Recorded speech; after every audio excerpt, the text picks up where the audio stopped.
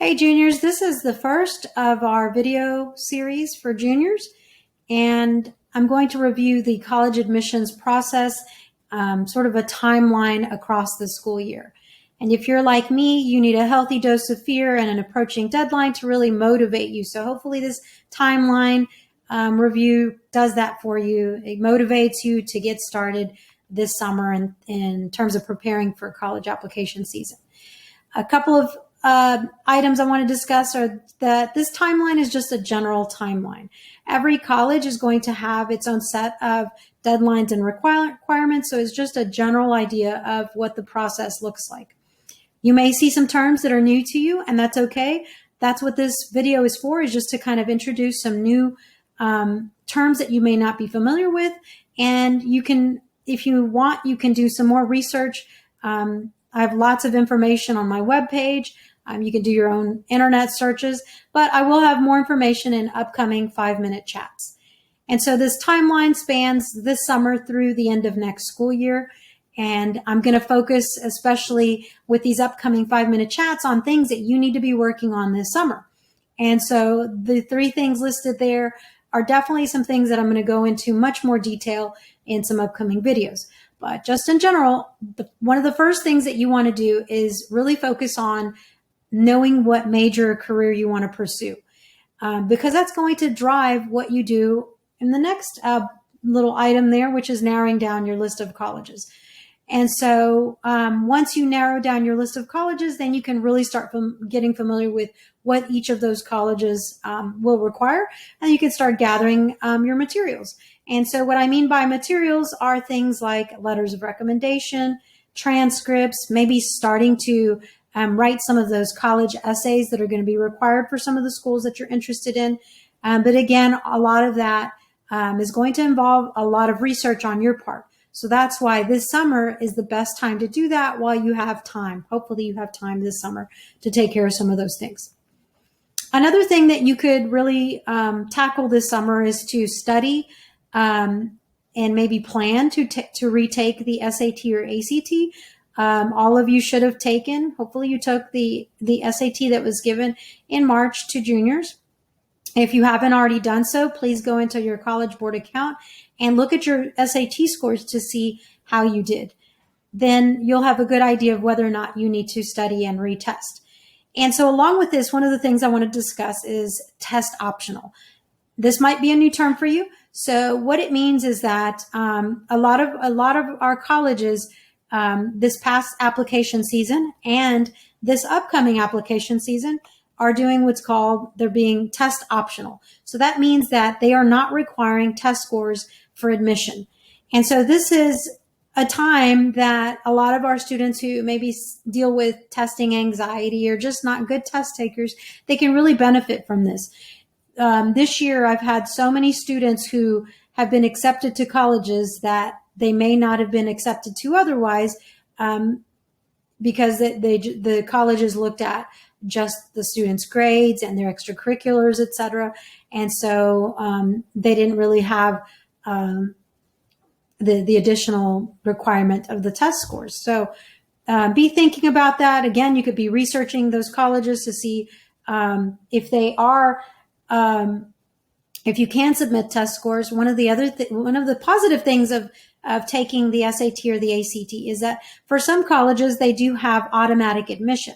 So you might look at some of our Texas public universities that have admission charts on their website where it will say, like, if you're in the first quarter, this is the minimum SAT or ACT, second quarter, et cetera. So they have automatic admission based on your rank and your test scores. So something that you could definitely be researching this summer.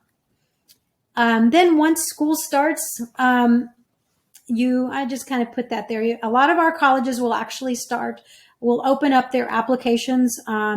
Some of them can be as early as July 1st, but I have looked and seen that, like A&M, for example, is going to open up their college application on August 1st. So one word of advice on that is a lot of times students who are applying to selective universities really feel like they have to apply on the first day that the application opens.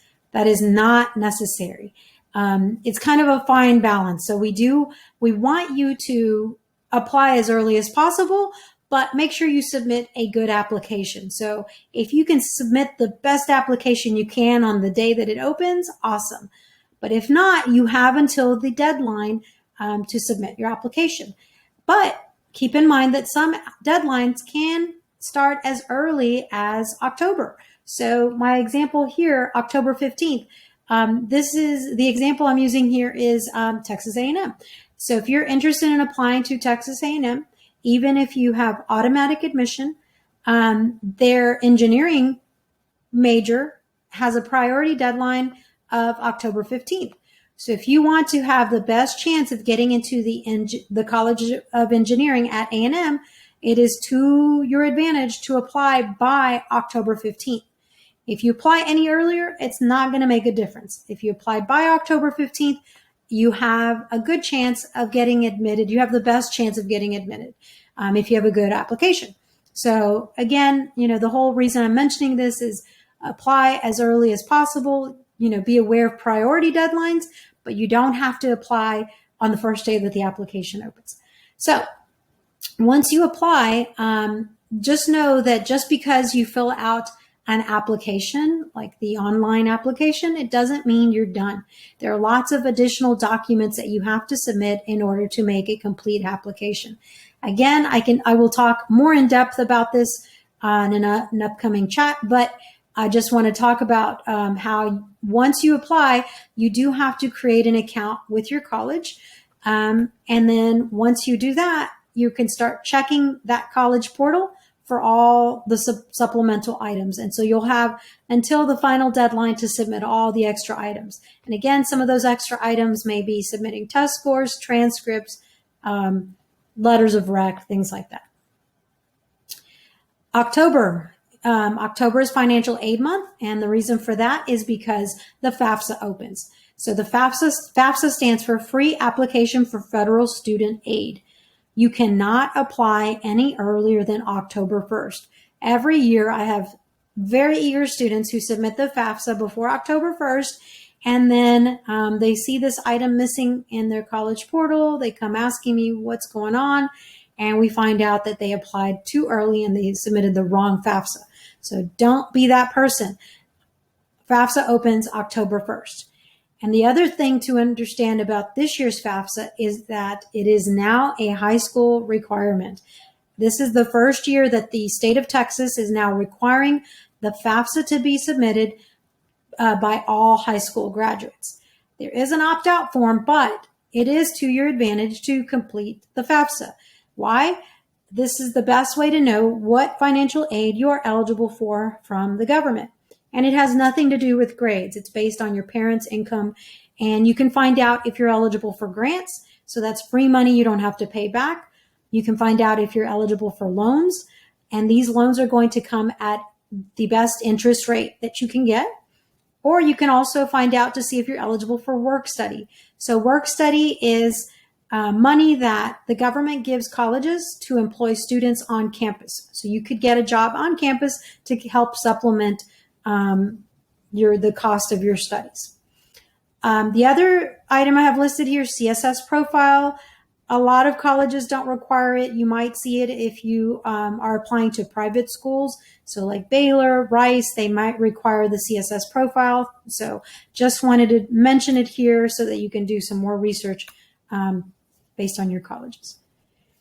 One of the most frequently asked questions for me is about scholarships. Where do I go? When do I apply, etc. So again, I'll have another video just on scholarships, but just in general, the majority of scholarships out there are for graduating seniors.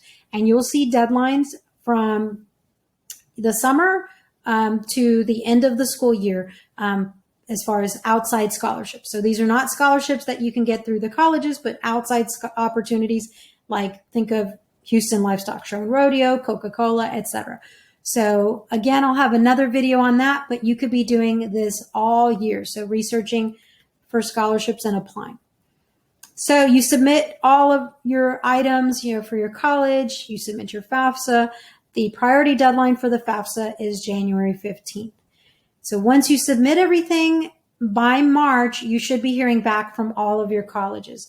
So it's nice if you've applied to a healthy list of colleges so that you then are able to compare all of your award letters to see what they have to offer you, so that by May 1st, you can accept or deny admission to those colleges. You accept admission by paying your deposit. All of that happens through your college portal. But like I said, this is a general overview. And so you might notice that a bulk of the things you could do this summer. So like I said, a lot of colleges their application may open August 1st. So if you've done your research over the summer, you could be ready to apply in August or September before all the other craziness of senior year starts. And then you're kind of, if you've done all that, then you can focus on researching and applying to scholarships, and then you'll be ready to go by the end of the school